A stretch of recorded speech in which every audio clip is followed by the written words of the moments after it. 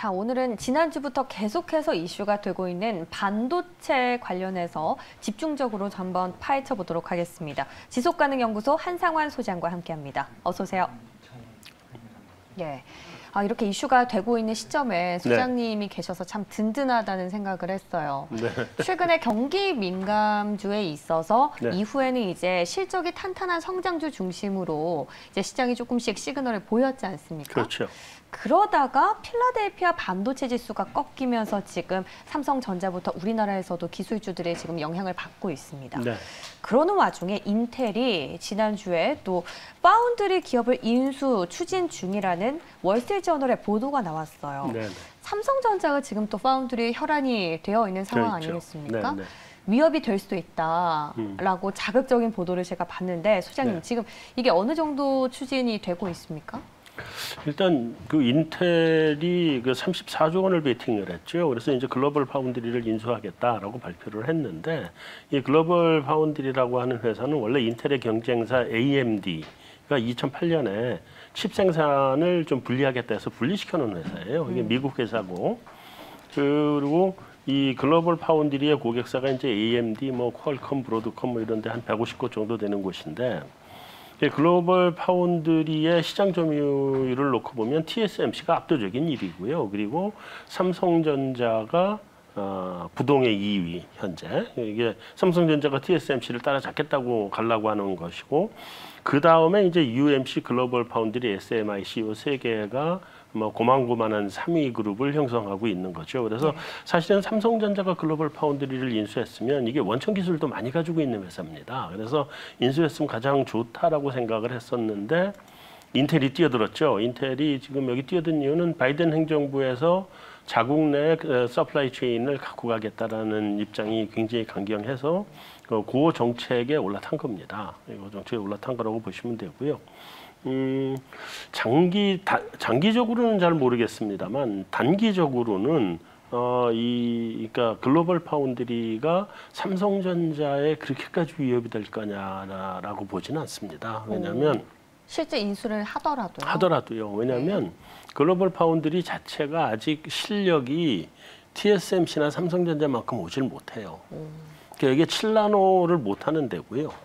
거기다가 삼성전자하고 TSMC는 지금 3나노로 가고 있잖아요. 그리고 삼성전자 그 3나노 중에서도 이 반도체 고미 다리 여기 한 군데 더 나올 수 있도록 만드는 그렇게 해서 만드는 새로운 기술까지 갖고 가기 때문에 그 기술을 쫓아간다는 게 이렇게 쉬운 게 아니거든요. 그래서 단기적으로는 그 글로벌 파운드리가 그렇게 큰 위협이 되지는 않는다. 뭐 이렇게 생각을 해주셔도 될 것 같아요. 일단 인텔이 지금 인수를 한다는 것 그 자체도 미지수긴 하지만 만약에 인수를 한다고 가정을 했을 때도 기술력 차이를 봤을 때 TSMC나 뭐 삼성전자를 따라올 것까지는 아니다라고 지금 분석을 해주셨는데 지금 1, 2, 3위 얘기가 다 나왔지 않습니까? 그중에 2위가 TSMC가 또 지난주에 실적을 발표를 했어요. 근데 참 의문인 게 삼성전자도 호실적이 나왔고 TSMC도 호실적을 발표했는데 왜 필라델피아 반도체 지수는 이렇게 계속 꺾이고 있는지 그게 의문이에요. 그 전반에 지금 여파를 기술주가 받고 있고 우리 증시도 같이 받고 있는 거 아니겠습니까? 이유가 뭡니까? 가장 심각한 거는요. 일단 반도체를 넘어서 지난주에 미국의 물가 지수가 5.4% 튀어나오면서 미국 경기가 피크아웃 아니냐. 는 얘기가 지금 한참 사실 나오기 시작한 지 꽤 됐거든요. 근데 일시적인 저희는 이 얘기를 나눠봤을 때 사실 이게 중고차 수요가 늘어가지고 소비자 물가 지수에 상승에 영향을 미쳤다 이랬는데 이거는 굉장히 이제 미시적인 부분이고 사실상 피크아웃에 접어들었다는 의견이 더 팽배한 건가요? 요즘 그쪽이 좀 강한 것 같아요. 그러니까 사실은 미국 경기가 피크아웃이냐 아니냐에 관한 얘기가 지난번 채권 시장의 금리가 계속 하락하고 채권 가격이 꽤 많이 올라왔잖아요. 1.77에서부터 10년물이 77에서부터 지금 1.3을 깨고 내려갔으니까요. 그 기간이 사실은 피크아웃에 논란이 있었던 시간이고 이번에 5.4%가 나오면서 피크아웃이다.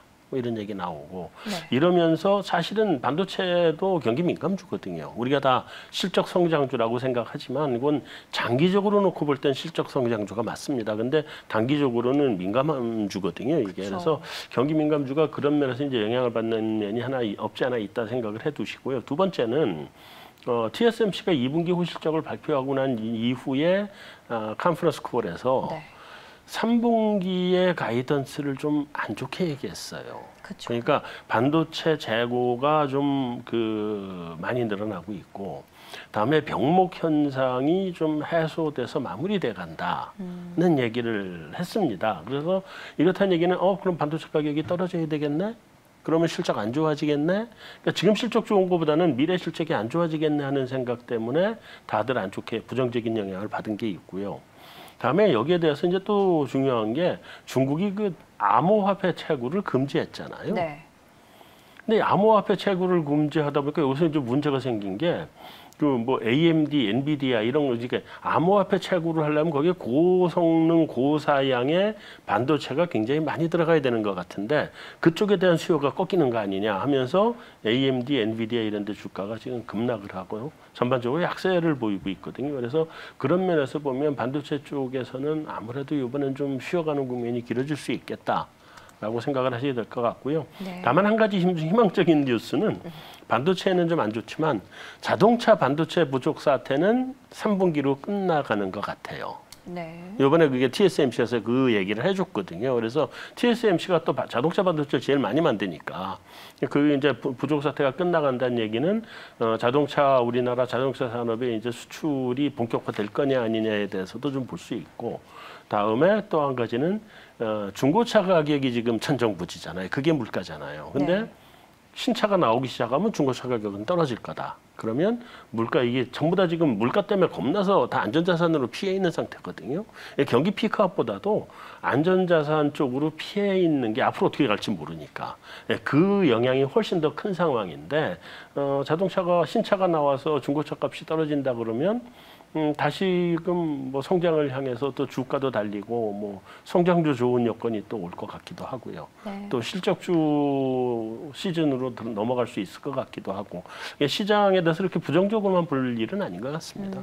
이게 너무 모든 이슈가 지금 얽히고 설켜 있어서 네. 정리를 한 결에 하기가 참 쉽진 않은 상황인 것 같습니다. 그렇죠. 모든 전반적인 지금 경제 상황이. 네. 네. 그래서 정상화가 되기 전까지 어쨌거나 지금 현 시점에만 집중을 해봤을 때는 피크아웃이다. 경기가 피크아웃이라는 전망이 팽배한 상황에서 TSMC의 이번 컨퍼런스 콜이 어떻게 보면 그 피크아웃을 좀 방증을 해줬다. 그렇기 때문에 네네 그렇게 보셔도 될 것 같아요. 그렇기 때문에 이 반도체 지수와 업황 자체의 어떤 흔들리는 시그널 자체가 진짜 시장에 좀 와닿는 계기가 돼서 지금 네. 여파가 조금 길어질 수는 있지만 네. 그럼에도 불구하고 앞으로 또 경기 회복에 대한 뷰는 또 긍정적이게 주셨습니다. 자, 이렇게 또 반도체 중심으로 지금 이야기를 나누고 있는 상황에서 1위 TSMC 얘기했고요. 그리고 3위에 지금 안착하고 있는 글로벌 파운드리 업체 인텔 인수율과 관련해서 지금 이야기를 풀어봤습니다. 그럼 나머지 삼성전자 가장 중요한 또 기업이지 않습니까? 네. 와, 이 국민주 참 무겁고 이렇게 힘든 주식인지 몰랐어요. 지금 속을 많이 썩이고 있어요. 네. 삼성전자 지금 8만 원이 위태롭습니다. 주가 향방 어떻게 보십니까? 일단 삼성전자가 그동안 계속 8만 하방, 그러니까 7단을 계속 테스트를 몇 번 했었죠. 몇 번 하다가 최근에 이제 오늘 지금 7만 9천 원까지 내려와 있는 상태인데 지금 삼성전자가 굉장히 어려운 구간을 지나가고 있다고 생각을 하시고요. 근본적인 원인은 피크아웃 논란입니다. 이게 3분기 피크아웃이라는 얘기가 팽배했었고요. 꼭 삼성전자만 그런 게 아니잖아요. 지금 철강화학은 2분기 피크아웃이다. 삼성전자는 3분기 피크아웃이다. 계속 이런 피크아웃 논란인데. 또 원자재도 이제 사이클이 끝났다 이런 얘기도 나오고. 그런 얘기도 나오고요. 예. 네, 그래서 이런 피크아웃 논란은요. 사실은 저도 무슨 경제 전문가라고 떠들고 무슨 많은 애널리스트들이 있고 많은 사람들이 얘기하지만 피크아웃은 끝날 때까지 모릅니다. 다들 피크아웃이라고 걱정을 하죠. 네. 물가 5.4% 나니까 피크아웃 아니야? 이 생각부터 나는 거 하는 거거든요. 그러니까 불안하거든요. 그래서 전부 다 채권 시장으로 지금 다 도망간 건데 저도 솔직히 피크아웃이 언제인지 모르고 이건 아무도 모르는 일이고 끝나봐야지만 압니다. 근데 제가 생각하는 바는 이렇게 저는 봅니다. 그러니까 지금 시장이 그동안 너무 오래 달렸어요. 그러니까 너무 달린 거 아니야? 이게 좀 쉬어가야 되는 상황이에요. 쉬어가야 되는 상황인데 마침 이런저런 악재들이 좀 터졌어요. 그러니까 울고 싶은데 뺨 때려준 거라고 저는 보거든요, 지금 시장을. 그러니까 시장의 타이밍에 절묘하게 또 맞아 떨어져서 그렇죠. 후행적으로 이유를 붙여주는 게 더 크다라고 지금 보시는 그래서 거죠. 시장은 제가 보기에도 이번에는 조금은 좀 조정폭도 좀 깊을 수도 있고 좀 쉬어갈 수 있는 시장입니다. 그러나 기왕에 삼성전자를 갖고 계신 분들은 다른 건 모르겠어요. 근데 기왕에 삼성전자를 갖고 계신 분들은 이렇게 생각하시는 게 좋을 것 같아요. 이번 경기 사이클이는 벌써 꺾인 사이클이냐. 이게 굉장히 길게 가는 사이클이거든요. 그리고 경기가 이제 회복하냐 마냐를 얘기하고 있는 상황이잖아요. 뭐 실업률이 6% 밑으로 내려왔네 안 내려왔네 이런 얘기하고 아직까지도 실업률이 3%까지 가려면 아직 멀었거든요. 실업률 3% 가야 경기가 이제 피크를 친 건데 그래서 이건 그때까지 가는 과정에 약간의 등락이 있는 거라고 생각을 하시고 아직 긴 측면에서 대세 상승의 경기는 아직 안 꺾였다. 우상향을 한다고 보시는 좀 더 가야 된다. 예. 네, 그렇게 보시고 그러면 삼성전자 이번에 주가가 좀 조정을 받을 거라고 저는 생각을 하는데 조정을 받을 때가 오히려 저가 매수로 들어갈 수 있는 타이밍이 아니냐라고 생각을 합니다. 근데 요거 이제 사는 타이밍은 지금 이제 좀 조정을 받고 있는 거니까 조금 더 기다리시는 건 좋을 것 같은데 하여튼 시장이 전부 다 그냥 이제 경기 망했다. 무슨 뭐 피크아웃이다 이런 얘기 한참 팽배할 때가 오히려 주식은 매수할 타이밍이다라고 알고 계시면 오히려 낫지 않을까 하는 생각이 듭니다. 늘 시장을 봤을 때는 항상 선반영이 되는 격이 있기 때문에 네, 또 네. 앞으로 어떻게 흘러갈지 모르겠습니다만 어쨌든 지금 삼성전자 길게 봤을 때 우하향은 확실하기 때문에 경기 회복의 측면에서는 접근이 가능하다 정도로 또 희망적인 메시지가 나왔습니다. 네. 자, 그럼 마지막으로 삼성전자 말고 소부장은 어떻게 보십니까? 물론 너무 다양하긴 한데 네, 뭐 TSMC도 그렇고 크게 봤을 때 네. 글로벌리 지금 투자를 크게 키우고 있는 상황 아니겠습니까? 키우고 있는 판이죠. 그런 상황에서 또 소부장은 다 적극적으로 접근이 가능하다 이런 의견도 많더라고요. 그러니까 소부장은 저는 원래 이제 개인적으로 중소형주를 잘 안 보기 때문에 이쪽에 대해서 제가 잘 아는 거는 아니고요. 그래서 개별 종목에 대해서는 제가 말씀을 드리긴 곤란한데 기본적으로 말씀드리면 반도체 소부장 쪽은 이미 삼성전자보다 더 많이 빠졌잖아요. 제가 알고 있기로는 주가가 지난 연초 대비 반토막 난 것들도 많은 걸로 알고 있고 그다음에 그럼에도 실적은 굉장히 좋은데 주가는 영 못 가고 있고 이런 것들이 굉장히 많은 것 같아요. 그래서 요번에 그 주가가 충분하게 조정을 받으면 저는 저가 매수가 굉장히 유효한 전략이 될 수 있겠다라고 생각을 하고요. 그리고 사실은 이번에 지금 물가도 굉장히 높게 나오고 이러면서 경기 피크아웃 논란이 나오고 뭐 다 이게 금리도 장기채 금리 떨어지고 이러니까 전 오히려 이번에 연준의 그 테이퍼링이 오히려 더 조금 늦어지는 거 아니냐. 왜냐하면 지금은 물가가 높지만 경기가 지금 단기적으로는 좀 하강 국면으로 들어온 거 아니냐는 의심들을 다 하는 거고요. 사실은 중국이 한 6달 전에 먼저 들어갔고 그렇죠. 지금 미국이 중국 한 6달 정도 후행해서 오거든요. 이게 양쪽이 인프라 투자 사이클이 달라서 한 6달 뒤늦게 오고 있는데 그래서 단기적으로 경기가 조금 좀 안 좋은 둔화되는 모습으로 가게 되면 미국이 테이퍼링을 빨리 해야 될 그 이유가 없어지거든요.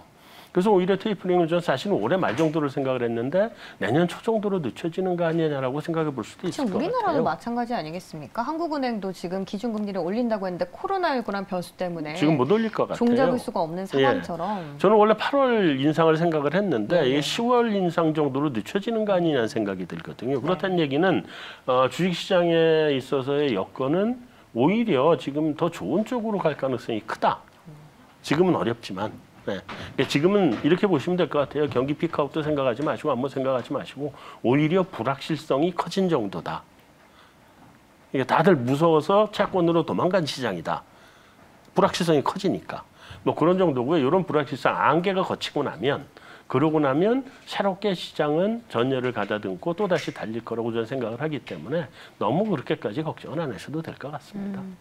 확실히 불확실성이 잔존하는 시장은 맞지만 여기에 너무 매몰돼서 우려하기보다는 앞으로의 긴 호흡을 봤을 때는 좀 더 매수의 기회, 타이밍으로 노려볼 수 있겠다라고 또 긍정적인 전반적으로 평가를 들어봤습니다. 자, 오늘 소장님 여기서 인사드릴게요. 고맙습니다.